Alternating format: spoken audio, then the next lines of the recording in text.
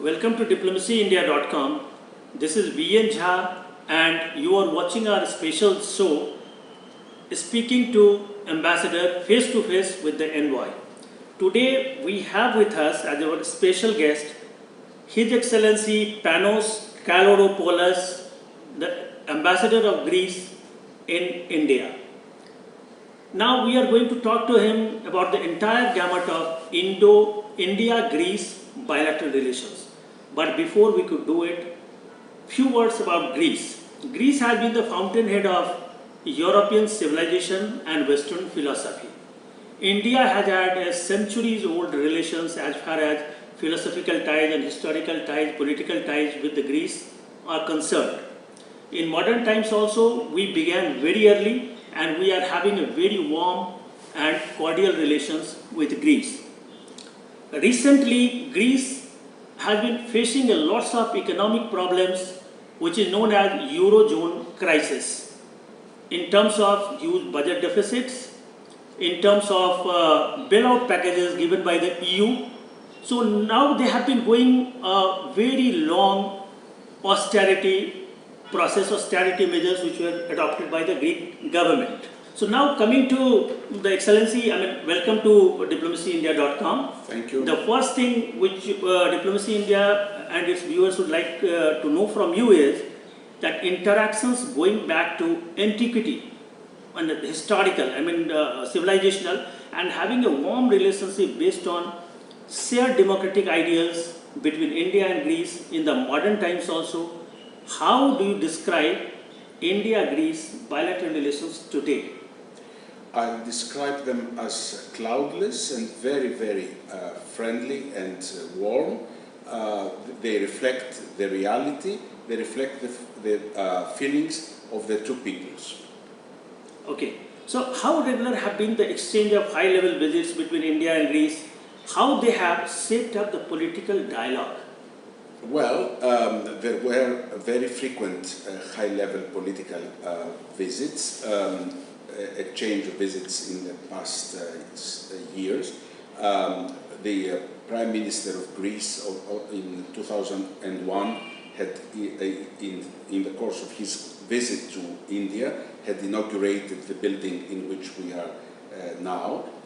In 2007, the late Indian President, Mr. Kalam, paid a state visit to Greece, and before that, in the years in the 90s and in the beginning of 2000, we had a very frequent exchange of visits. The crisis in Greece has somehow shifted the focus from this very frequent and productive exchange of visits. Okay, so Excellency, are the long-term, we are talking of the crisis which has shifted the focus in the recent times. Now coming to that, are the long-term reforms and austerity measures adopted by Greece in the times of economic recession, is it impacting the bilateral trade, as you said, between bilateral trade and growth, the growth in bilateral trade, economic relations between India and Greece? Well, I must say the following. This crisis started in 2010, and it was at the beginning a financial crisis, the combination of a very high deficit with a very high debt, always in relation to the GDP. This made the combination, so to say, lethal. Therefore, Greece had to seek assistance of its partners in the Eurozone.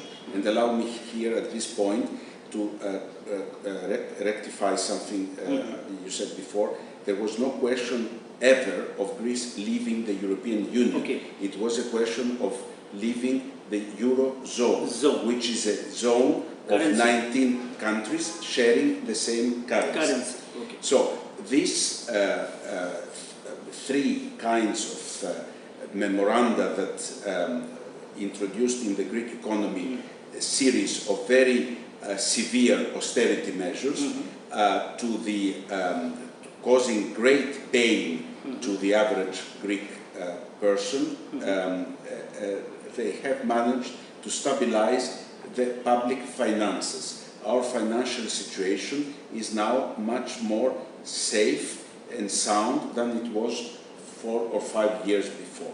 Let me also say that this was a kind of systemic crisis, that the single currency, when it was conceived, the founding fathers had not thought of something going wrong, and therefore the mechanisms were not there to handle such crises. Now we are on a path of trying to revive our economy, the real economy, and trying to bring, some normality to our economy in order to address the high unemployment rate and things like that. So, Mr. Ambassador, in effect, we can say that the political warmth, which is, economic relations between the two countries, the trade relations between India and Greece, are not the mirror image of political warmth, and the reason has been the huge adjustment which Greek economy is undergoing right now. You are right to say that, but it's not. It is the truth, but not the whole truth. Okay. The whole truth is that distance between Greece and India, geographical distance, the lack of a direct air link, connectivity, and the fact that to a large extent Greece and India produce more or less the same range of products has caused this kind of phenomenon whereby excellent political relations, as you rightly said yourself, do not reflect into the trade relations. However, there is the express will of the Greek government and through this embassy to try to infuse life and dynamism in these economic relations. Okay, so we'll take a short break here and we'll be back soon.